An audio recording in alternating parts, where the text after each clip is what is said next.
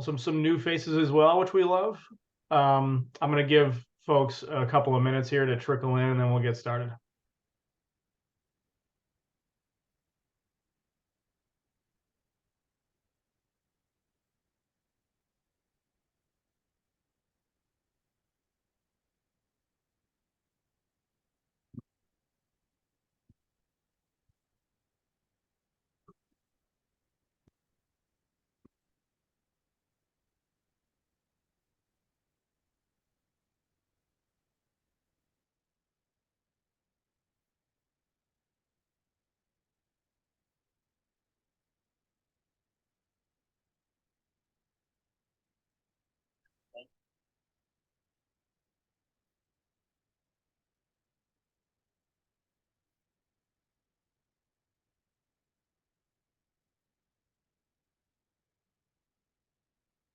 All right, it's about that time.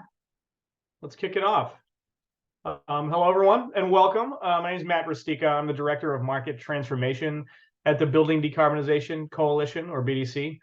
Thank you so much for being here again. We have a super exciting and interesting couple of presentations today on the role of building envelope efficiency and promoting effective and efficient electrification of homes and businesses.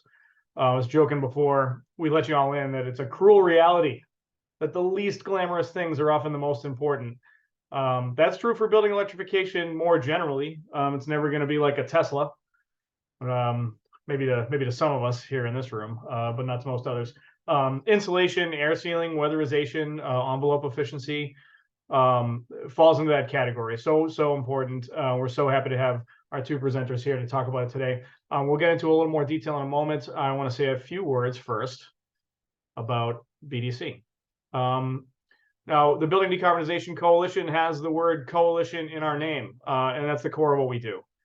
We bring together the full range of stakeholders with a direct interest in a successful transition to zero-emission buildings, and we work together to forge pathways towards the clean energy future we all want. That's not just environmentalists, it's also manufacturers and trade associations and wholesalers and state and local government entities, and really the whole range of groups.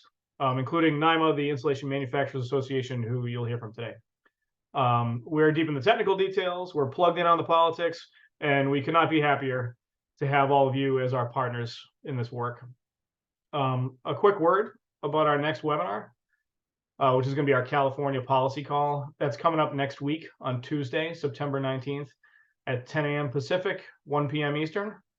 The policy calls are really a favorite of our coalition members. We've got a couple of different series of them.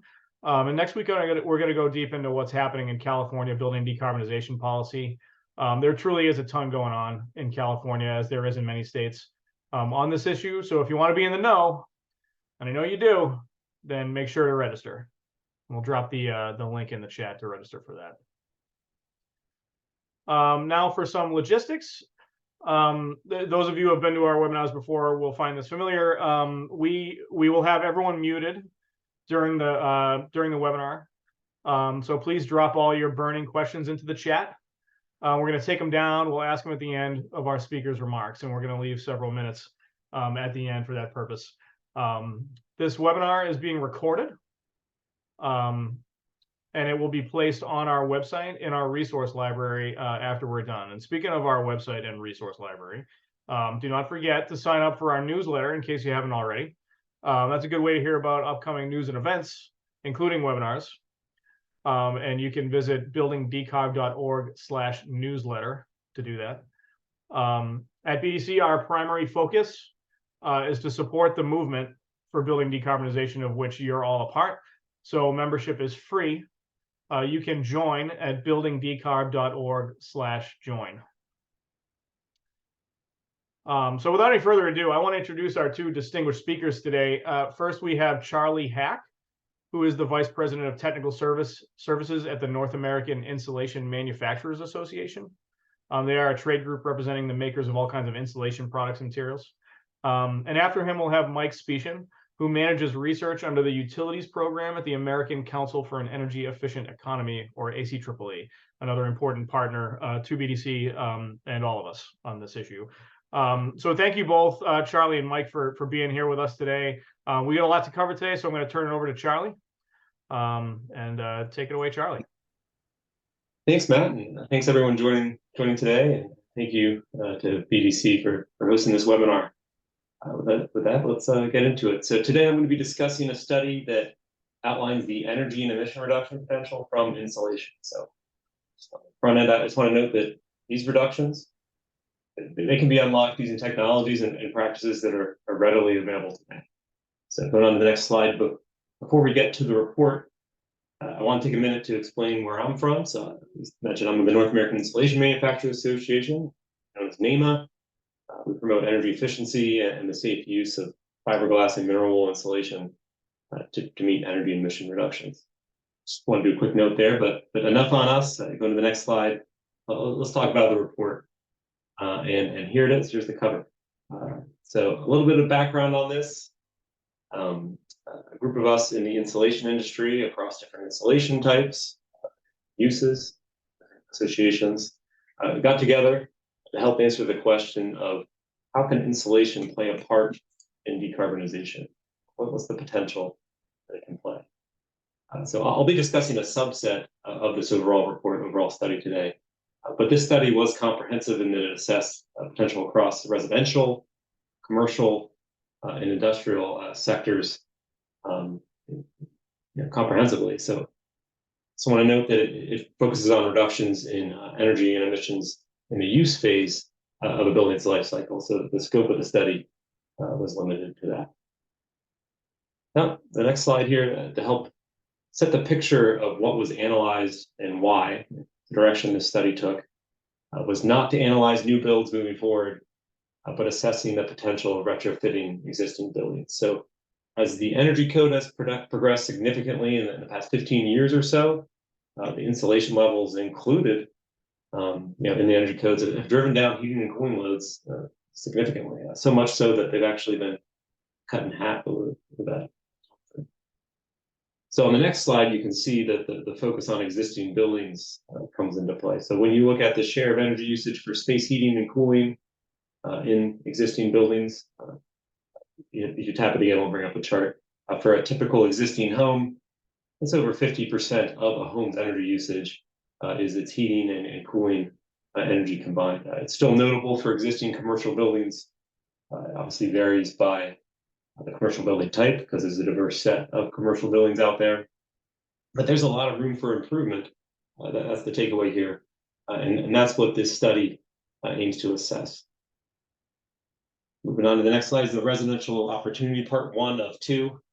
The other that I'll be discussing today is the commercial sector. So on the next slide, I've laid out the 4 steps here that ICF took, the authors of the study, to come up with their savings analysis. So it's pretty straightforward when you look at it. The first is to figure out what a typical existing home looks like in terms of envelope insulation.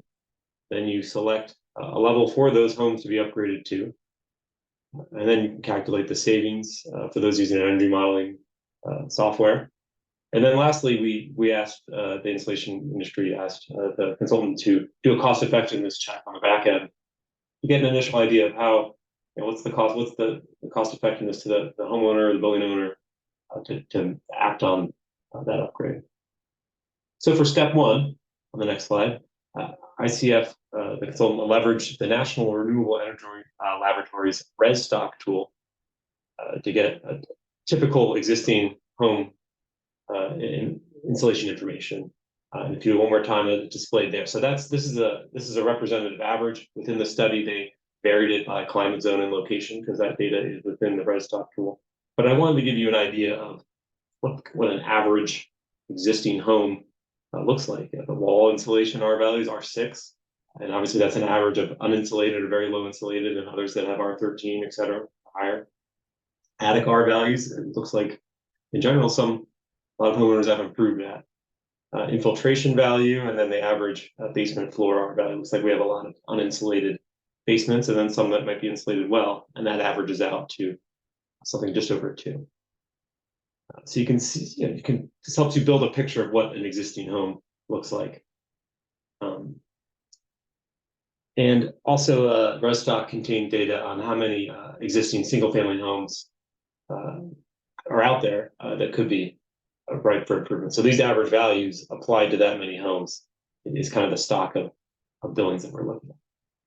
And moving on to the next step, that's number two, the 2021 IECC TAP again was set as the upgrade level. So as these are existing homes, you can implement a lot of the measures, the efficiency measures, the envelope requirements of the 2021 IECC, but you can't implement all of them, just like you could with a new build, building something from the ground up. You go to the next slide. The limiting factor that was accounted for here was particularly the wall insulation levels. So typically not going to replace your exterior walls with 2x6 if they're 2x4, for example. So it was assumed in the study that the limitation of the upgrades was R13 in those walls. So that was the typical amount of insulation that you kind of upgrade to, even if the 2021 IECC went beyond that.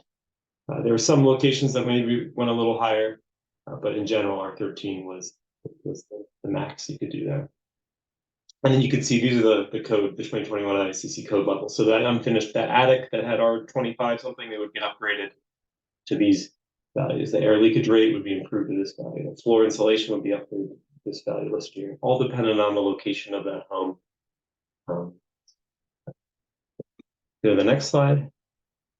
All of this information gets gathered up and put into the energy simulation software. In this case, if you tap again, Energy Plus, which is what Rusteika leverages, and the output of those models are energy savings, annual energy savings amounts, and emissions reductions amounts. So if you go to the next slide, I included a chart here that outlines the potential savings from moving up to the 2021 ICC for these homes. So this chart isn't in the report, and we'll talk about that in a second, but focusing on the gray part of the chart on the left, this is a box and whisker plot.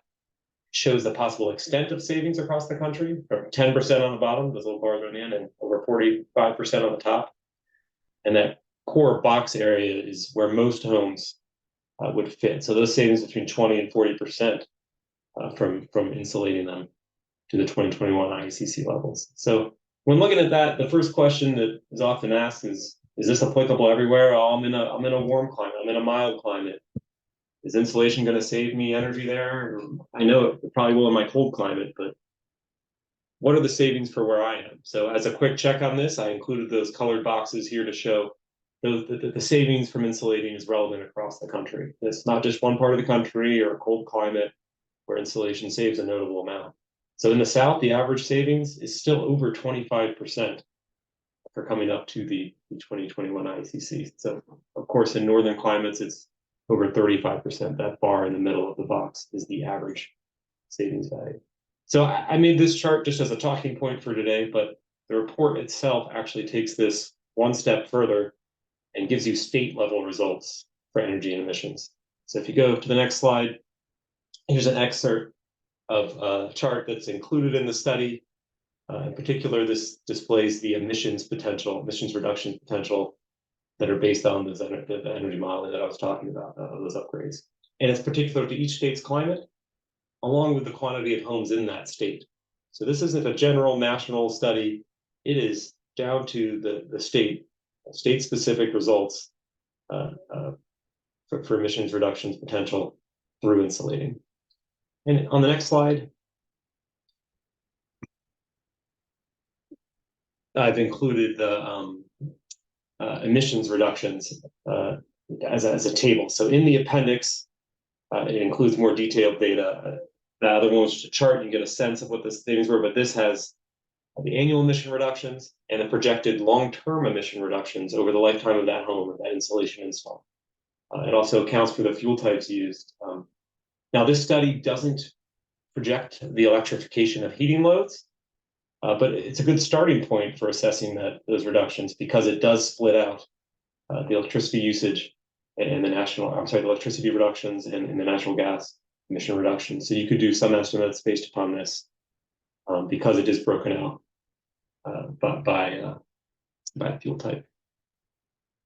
Going on to the next slide, the report also included a benefit to cost ratio, as I noted, step 4, for each insulation upgrade independently to show that each one of them is contributing to this energy savings potential. It's not just one of them driving it and the others are coming along for the ride. You'll see here that they all came in over the metric of 1.0 in terms of being cost effective for the homeowner or not, making them worthwhile investments for the homeowner over the lifetime of that home. And I'll also note that this analysis was done without including the incentives included in the Inflation Reduction Act, rebates and other programs that are coming online. So those incentives would supercharge the numbers you're seeing here. Yeah, cost benefit is good even before you include those. All right, so now before moving on to the commercial building part 2, I wanted to note an NREL tool that was published just in August, just a month ago, that includes insulation and electrification measures, and it leverages the same tool that that ICF used for this study. So Restock. So their thing is interactive. You can look at state level results. The measures included for insulation are more limited than the ICF report, but you can still see the benefits of the load order of insulating, the loading order benefits of insulating prior to electrification. And I just wanted to share that with you. It's pretty interesting fun. Okay, with that, we can do part 2, commercial buildings. So the process for commercial buildings is pretty similar on the next slide. It's just using a couple different tools to get there, focusing on a couple different upgrades. So the industry stakeholder group decided to focus on roof and pipe insulation retrofits for this. For the buildings studied, or you can go to the next one, it's the same steps. Yeah. For the building studies, this is a retrofit study. So the DOE reference buildings with characteristics from 2004 were used, typical existing commercial building. These, out of the larger set of reference buildings, these 6 buildings were selected and targeted in this study, narrowed down to schools, a couple different office building sizes, retail and mid-rise apartments to keep the scope at a reasonable level. On the next slide, the upgrade path is pretty straightforward here. Obviously, the baselines were those DOE reference home buildings, but the upgrades would be to ASHRAE 90.1 2019 insulation level. So on the right here, you can see the roof insulation. If you're to replace a roof, you'd upgrade to these insulation levels, and that varies by climate zone. Similarly, not displayed here, the pipe insulation upgrades are based on the temperature application, and those would be brought up to the ASHRAE 90.1 2019 levels as well. Then, using Energy Plus to simulate those DOE reference buildings, you can tap again. You can get annual energy savings across the country, so at the state level as well. But here, these results are the average savings across the country. So you can see, most of the savings are driven from a roof upgrade for some of these buildings. Not all of them have a pipe insulation as an applicable upgrade, but you can see the buildings that have more roof area relative to the size of the building save more percentage-wise. So when you get to that medium office that's multiple stories and you're making a roof upgrade, obviously a lot of the energy of heat loss in that building isn't only at the roof. You have more wall area, you have more window area, etc. So roof upgrades are still, on a raw savings basis, that potential is still there. Savings for emissions and energy, but from a percentage basis, it can be a little bit deceiving. Then on the next slide, just like before, in the appendix, we have all the potential energy savings listed out by state, state-specific in the report, giving you the annual energy savings, projected savings over the life of that insulation install, and noting the percent savings by location. Going on to the next slide. Similarly, the emissions reduction broken out by state as well. So it's taking into account both the climate, the weather, and all those locations, as well as the building stock in each and every state to project out the savings. And then on the last detailed slide here, just like with residential, a cost analysis was performed.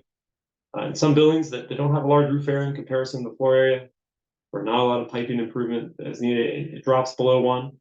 But for most building, these upgrades are cost effective, again, without any incentive or additional monies. They're cost effective to perform, and even if they're not, they are saving energy and carbon emissions through implementing them. Go to the next slide. I've included a link to the report here. I think it was dropped in the chat as well, if you want to look at that. There's also an executive summary of the report available that talks about the details of the report and major findings of it. That's it for me for now. I think we're going to do Q&A all the way to the end, so you can jump to. I think I had a Q&A slide, but that's right. Yeah, we will do Q&A at the end. As a reminder, there's lots of content here, lots of stuff to let percolate. So don't forget to drop your questions in the chat. We'll leave about 15 minutes at the end, at least 15 minutes at the end for Q&A. And with that, let's see here. Thank you, Charlie, so much. I'm looking forward to diving into that report. We'll move on to Mike. All right. Thanks, Matt. And thanks everyone joining us today. So I am going to continue the conversation by talking about the value that envelope improvements in residential and commercial buildings provide in the context of electrification. So there are multiple technologies that you can electrify, including induction ranges, heat pump water heaters, and electric vehicles, but primarily talking today about the benefits of electrification and the electrification of space heating. So that is the conversion of furnaces powered mostly by natural gas, propane, and fuel oil to electric heat pumps. The electrification of space heating matters for a number of reasons, not the least of which is the significant addition of load it will shift onto the electric grid. Most air conditioning is already electrified, so the largest impacts are likely to be experienced during winter, with the very largest impacts occurring during extended cold spells or things like polar vortex events. So to illustrate this point, allow me to share with you this figure from a 2021 ACEEE report, where we modeled the impact in New England in 2040 of adding about 1.5 million residential heat pumps, and where about 8% of commercial space heating capacity is met with cold climate heat pumps. In the big figure on the right, you're looking at a load profile over a 4-day period with exterior temperatures identical to those experienced by the region during a real polar vortex event in January 2019. That temperature profile is in the upper left. The thing to observe here is the relative size of the loads. So the dark red layer at the bottom and the pink layer at the top are residential and commercial space heating loads, respectively. EV loads are in yellow and water heating is in light blue and light green. But it's immediately obvious that space heating dominates the load profile and is the overwhelming driver of peak. So if you're a city, a utility, a building operator, and you want to reduce building heating demand or move load off of peak hours, drafty buildings and poor insulation are standing in your way. You can preheat water heaters, you can pre-charge an electric vehicle, but if you try to preheat a building with a leaky envelope, a substandard envelope that's going to let conditioned air go right out the window, in some cases literally, that's a major impediment. It wastes energy, it adds to carbon emissions, it exacerbates peak, and it drives up utility bills. And that doesn't even begin to address the other benefits of efficient envelopes like health, indoor air quality, and resilience. So what I'd like to do with the remainder of my presentation is to quantify what I've just described qualitatively. We already have a sense that the building envelope is important, so I'm going to help just say how important it is. How important are the elements that separate a building's indoors and outdoors, the roof, the walls, the foundation, the windows? How much do these things matter? And if we were to weatherize these buildings, if we could slow the uncontrolled heat transfer between the indoor and outdoor environments by installing more insulation in walls, in attics, in basements, by sealing air leaks, by installing higher efficiency windows, what kinds of benefits could we expect from these interventions in the context of electrification? So these questions were the subject of an ACEEE policy brief that we published just a few weeks ago. Our goal was to understand, based on a review of published reports and studies, the value that a better building envelope could provide for electrification in the following areas: energy savings, peak load reduction, utility bill savings, greenhouse gas reduction, and other non-energy benefits. And before jumping into the results, I have to mention that existing research in this area is quite heterogeneous. Here's a list of just some of the ways in which the studies we reviewed differ. And these factors on the right influence all of those parameters on the left. So what we tried to do in this brief, and what I'm going to try to do during this presentation, is to cut through that complexity and share the range of possible benefits that we expect weatherization to deliver, and explain what factors will influence whether those benefits will be on the high end or on the low end. So let's start with energy savings, and I'll start with our high-level conclusion. Averaged across the country, modest weatherization measures such as air sealing and increasing the quality and thickness of attic insulation can reliably reduce annual energy usage by 12 to 18%. We found that weatherization measures are most effective at reducing energy consumption when they are applied to buildings with inefficient building envelopes. These are often older buildings or those that were built prior to the advent of building energy codes, and buildings in climates with significant heating or cooling demands. So 12 to 18%, that's solid savings. But if you want older buildings to perform more like new construction, you'll want what we call deep retrofits, or the set of measures that are a bit more difficult to get at, that are best done when your walls and ceilings are down, for example. These deeper measures include insulating walls, basements, rim joists, and installing higher efficiency windows. We found that deeper retrofits could reduce annual energy usage between 11 and 47%, depending on the state, with a national average of approximately 33% savings, much as Charlie just mentioned.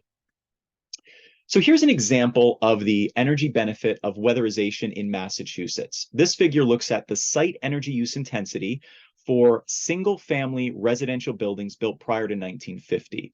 The top bar shows a reference building prior to electrification. The bar right below it shows what would happen if electrification and efficient appliances are introduced. And you can see that it reduces total energy consumption by more than half. If we improve roof and wall insulation, improve air tightness, and add energy recovery ventilation, that reduces the energy consumption 18% over electrification alone, and that's the third bar. And if we go very deep by also upgrading the heat pump, having above code wall insulation, triple pane windows, and passive house levels of air tightness, those improvements reduce energy consumption 38% over electrification alone. Another interesting cold climate case study is Minneapolis. So Minneapolis has an older building stock. Many buildings there have yet to have any significant energy efficiency work done on them. And researchers at Minnesota CEE found that efficient envelope measures can reduce energy reductions or can result in energy reductions of up to 70%, with a citywide average of 30% per building. In fact, the energy savings from these measures in single-family homes rivals all other residential efficiency measures in Minnesota combined. All right, let's talk next about peak load reduction. And again, we'll start with the high-level conclusion. More efficient envelopes will always reduce demand during peak hours, though the exact reduction varies by region.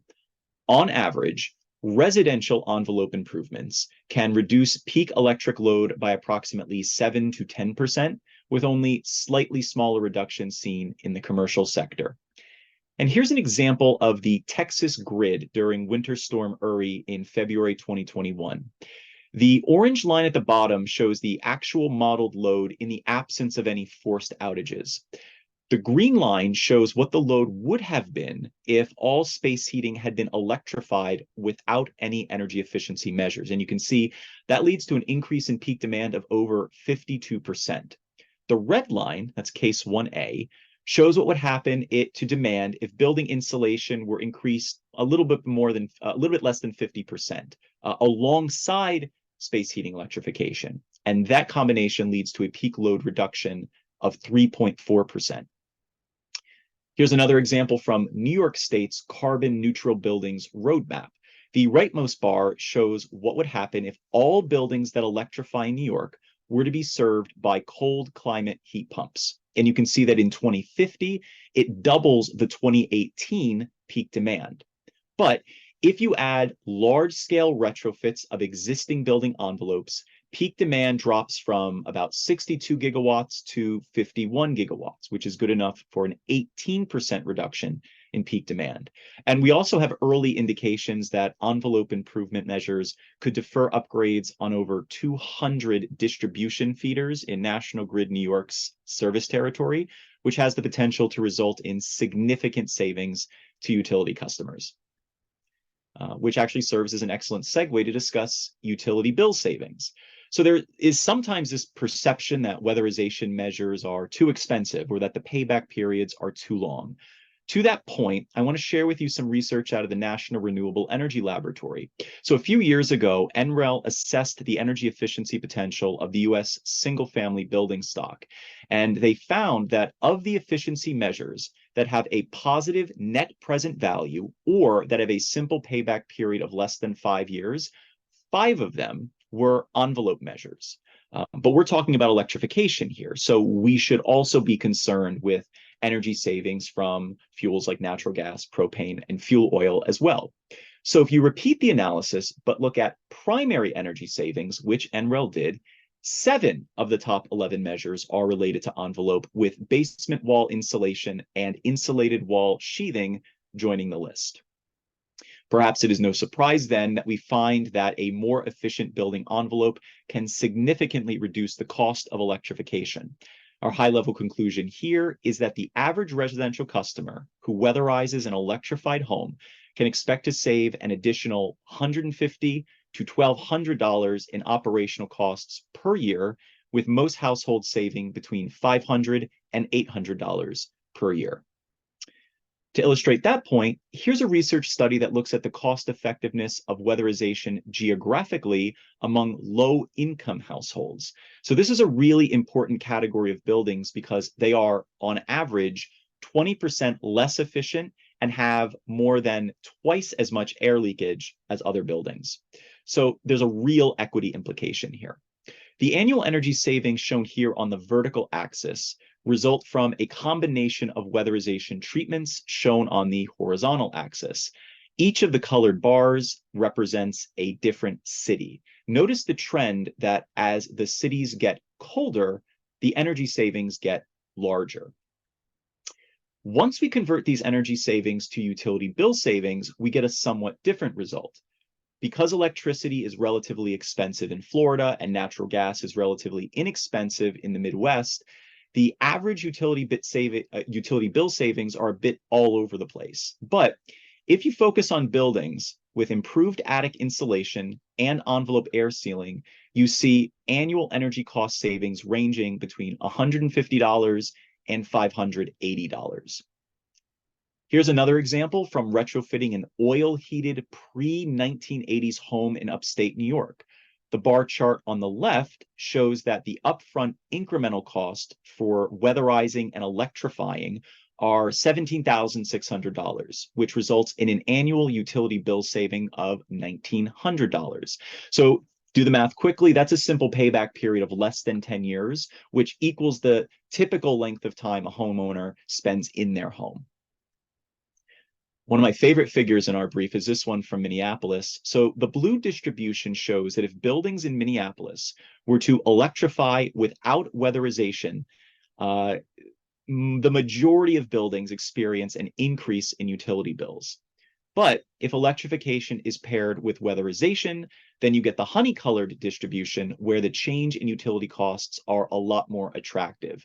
It's for this reason that the authors of this report conclude that weatherization is the critical path to cost-effective electrification from an upfront cost and utility bill cost perspective. And that upfront cost piece is important because one thing that I haven't mentioned yet is that in addition to weatherization saving on operational costs, an efficient building envelope allows for you to downsize and operate with a lower capacity, less powerful heat pump. And those lower capacity models cost less to purchase and to operate. So two of my ACEEE colleagues actually looked at this particular question recently and found that if the cost of heat pump ownership is factored in, then moderate home envelope improvements can lower lifetime customer costs by $3,000 to $11,000, while deeper envelope improvements that add window upgrades and more insulation lower the lifetime costs by $8,000 to $22,000.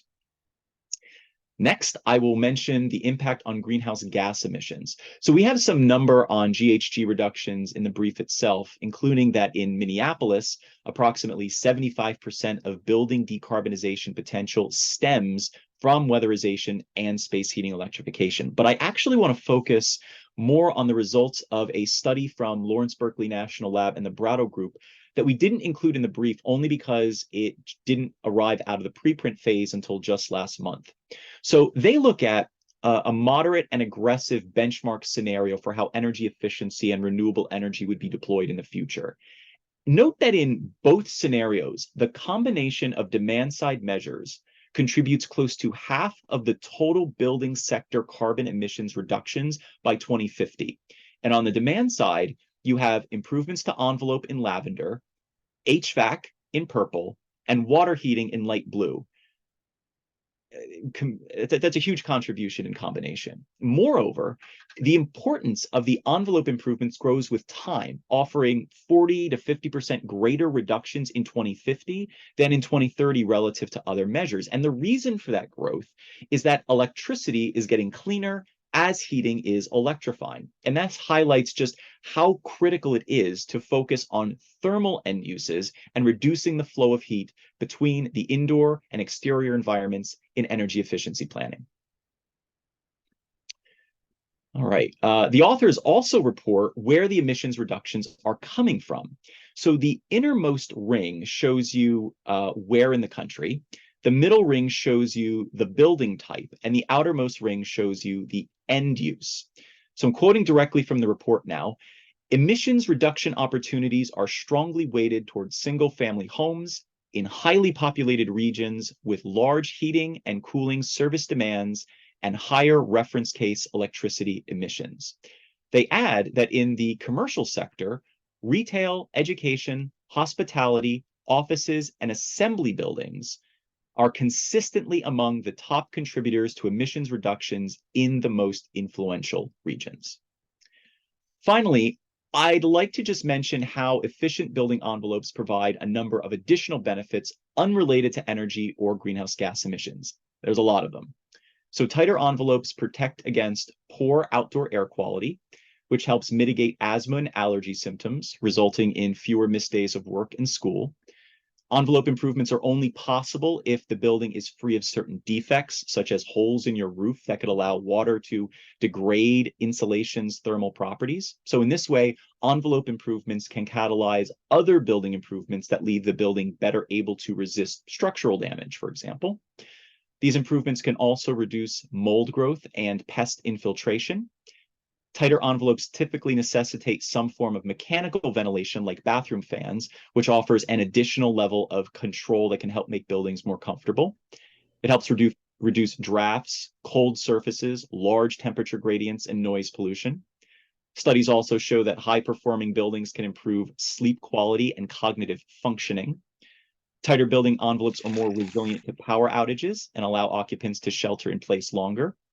They enhance buildings' grid interactivity, allowing buildings to preheat or pre-cool more effectively as a demand response measure.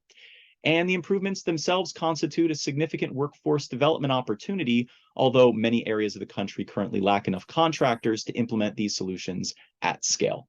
All right, so I'll stop there with results, but we can discuss this more in the Q&A. Thanks.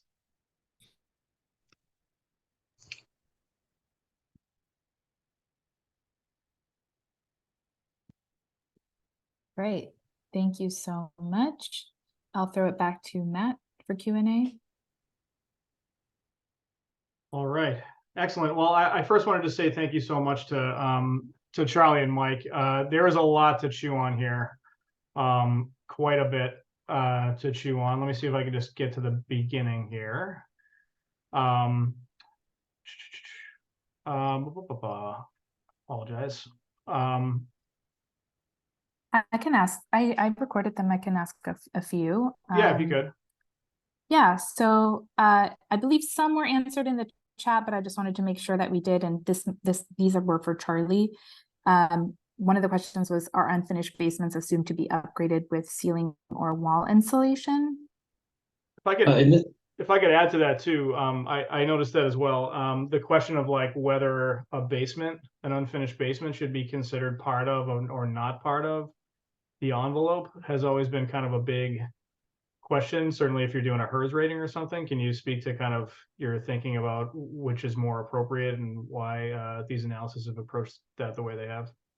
In this study, the unfinished basements were assumed to have insulation added at the ceiling of the basement, the floor above. And we talked about that in detail in terms of changing whether it should be the walls that are insulated, what is the current state of the conditioned space, et cetera. But for simplicity, those uninsulated homes were assumed to have floor insulation or ceiling insulation in the basement added as an upgrade. I've got a question that I think is exactly the kind of question that I love to get in these, the big picture, right? David asks, the large benefits of insulation have been well known since the 1960s or 1970s.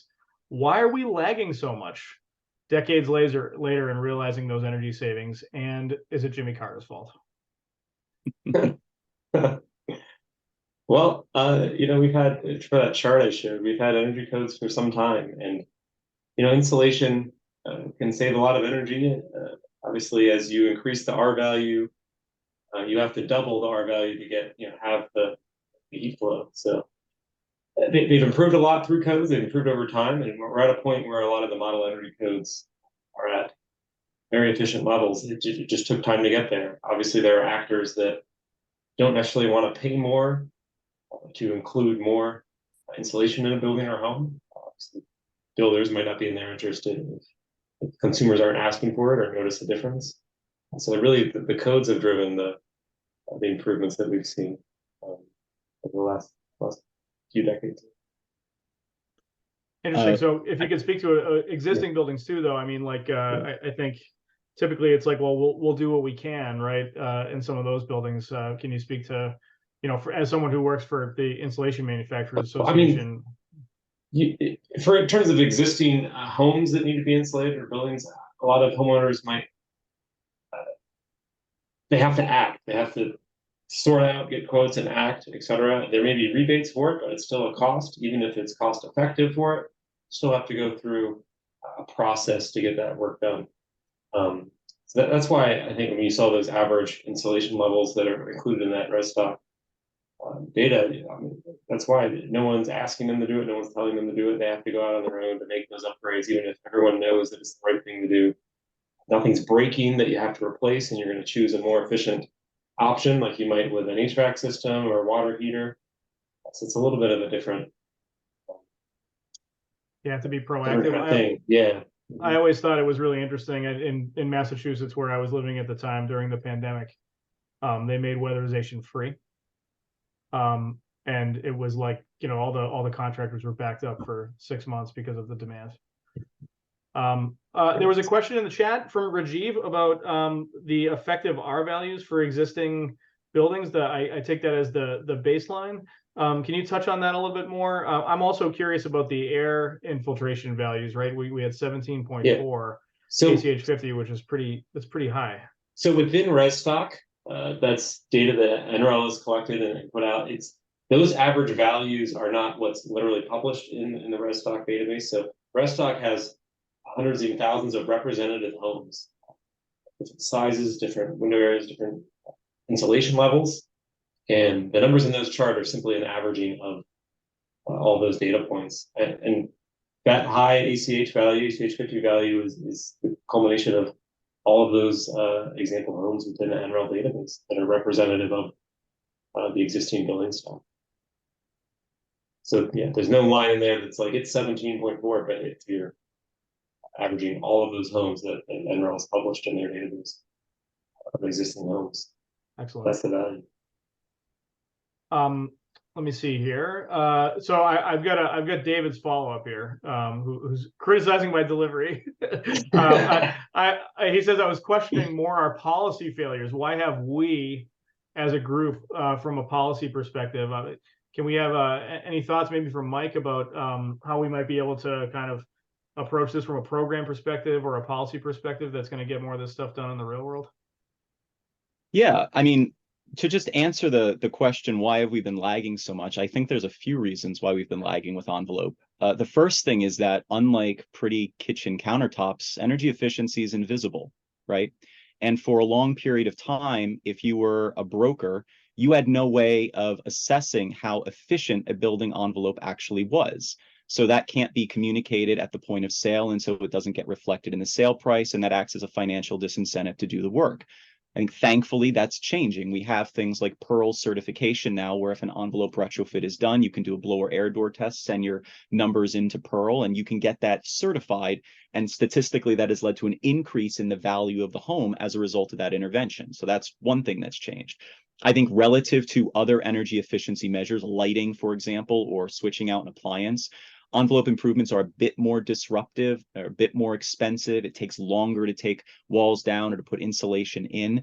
And historically, energy costs have typically been relatively low. And so there hasn't been that much of a driver for people to do it for cost purposes. The other big thing, of course, is that in recent decades, we've begun to concern ourselves more with decarbonization and electrification. As heat pumps have become more commercially available at cost, the impacts on peak are significant. I showed some of that in my presentation. And so now that we are thinking about, well, we want to electrify to decarbonize, but we want to keep peak down, now envelope is coming back into the conversation in a way that it hasn't been in that way in decades past.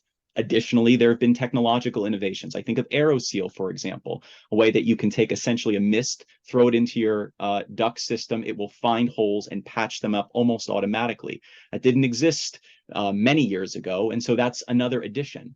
So then you ask the question about, well, what do we do from a policy perspective? I think a lot of the reasons that envelope hasn't gotten the attention it deserved in the past, I think a lot of that's about to change. And one of the big reasons is because we have a huge influx of federal funds coming in through the Inflation Reduction Act. So over the course of the next year, you're going to see huge tranches of money flowing from the federal government into states. And states are going to have decisions to make about how they choose to allocate those funds, some of which is set aside for electrification activities. It's so important that conversations like this are happening because those states are going to have to make a decision. Do they require weatherization to accompany funds for electrification, or do they not? And that, from a policy question, could certainly drive a lot of envelope improvements, but it remains a different question about whether or not that is a good thing or a bad thing from a policy perspective. That's a great point. That really is the core thing. I mean, we talked about kind of all the barriers that homeowners face trying to enlist in these programs, getting quotes, driving the whole process themselves. That's been a really hard problem throughout. You know, if you say require weatherization, then you may not get the heat pump installed because there's only so much work that people are willing to do. Anything more to say about that, Charlie? About the program simplification and any ideas that you have about that? Nothing other than obviously weatherization or insulation improvements are important in tandem with electrifying. For that graph that Mike had up, just showing the cost effectiveness for the homeowner, as well as on the utility side, the peak load reduction as you're fuel switching. It's just going to be a massive shift, and insulation weatherization can play a huge role in reducing emissions now and over the long term as the grid. Now, I remarked upon some of the total energy savings estimates from both of your presentations. We were up at 20, 25, even 40% savings, which is really big. I mean, I've done a lot, as you definitely Mike knows, of this research myself over my career, and I've run into a lot of questioning minds who say, well, no, it's really more like 5%, 10% on the outside. What do you have to say to folks that would offer that criticism to you? For this study, this was a technical potential study. So obviously you're doing a lot of different measures at once, and there are homes that might not be that well insulated. So the tough thing is it's going to vary per home. So obviously we threw out these ranges and these averages, but it was a range of 10 to 45% throughout the country. You might anecdotally hear about someone saving 12%, and that's what you hear. You don't hear about the person saving 25 or 30%, because that's what they expected. Yeah, it's an interesting conversation. Mike, any thoughts? Yeah, I mean, I would add that the amount of energy that a building actually saves pre and post retrofit depends, first of all, on do you have an accurate baseline of the building's performance prior to the weatherization. We came across a study in New England where they evaluated efficiency programs throughout the states there. And one of the reasons why the savings came in lower than anticipated is that they assumed that the condition of the building stock was actually worse than it actually was. So that's one thing that can keep savings low. The second thing that can keep things low is, of course, obviously the quality of the work that's ultimately done. I think that if you are looking to reduce energy usage and you're going to be looking at the highest impact items that you can take with minimal intrusion into the occupancy of the home itself, you're looking at air sealing and you're looking at insulation in the roofs, particularly if you can just go up into an attic and spray closed or open cell foam in there. That'll be the quickest and easiest thing you can do. At that point, I think saying that you're going to get savings of at least 10% is very fair. Now, getting up to 30% savings, that takes a lot of intervention. And if you're gutting a house or renovating a house, those are the opportunities to really do that. But I think part of the deal is that when you look at a lot of the weatherization work that has been done from a programmatic perspective, it hasn't gone for those very deepest savings, especially not through utility programs. So if you're trying to think about whether or not the savings are too low, yeah, you got to look at the way that the studies are being conducted and making sure that the work is being done. But I think the numbers that I presented earlier are really good baseline numbers because they're inclusive of multiple studies under multiple assumptions in multiple states and different climate zones, different building stock. And so I think that captures a lot of that variance. That's great information. Yeah, obviously there's a lot here. We've got a couple more questions that have come in. Let's see here. So this question is specifically about Energy Plus, the res stock analysis.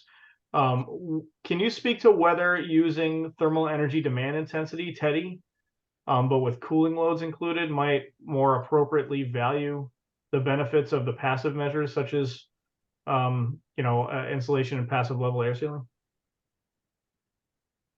So I assume this is referencing the kind of residential study with the res stock. So this study just focused on the energy savings and the associated carbon reduction from that, and it was specific to the eGrid region for each state, and it uses that eGrid data for I forget what the term is, but there's like peak and off-peak emissions associated with energy reduction.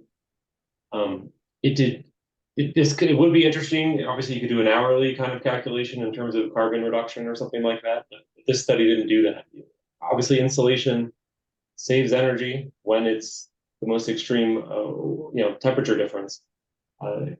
So obviously, it could contribute more than that's showing in the analysis that we did. But for simplicity, for being able to get state level data, be able to get just kind of technical potential analysis, we went with kind of a standard analysis approach. But obviously, Energy Plus produces hourly or even 15-minute data to match up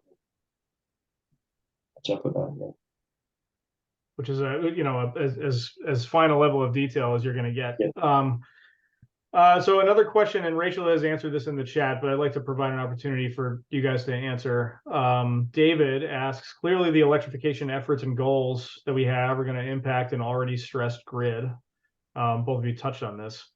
What can you say about the actions that are being taken by the government and other agencies, maybe by your groups, to encourage more insulation and more envelope air sealing to reduce grid impact? Can you speak speak to that in a little bit more detail? I know we touched on it during the presentations. Yeah, obviously we're promoting the incentives that are included in the Inflation Reduction Act.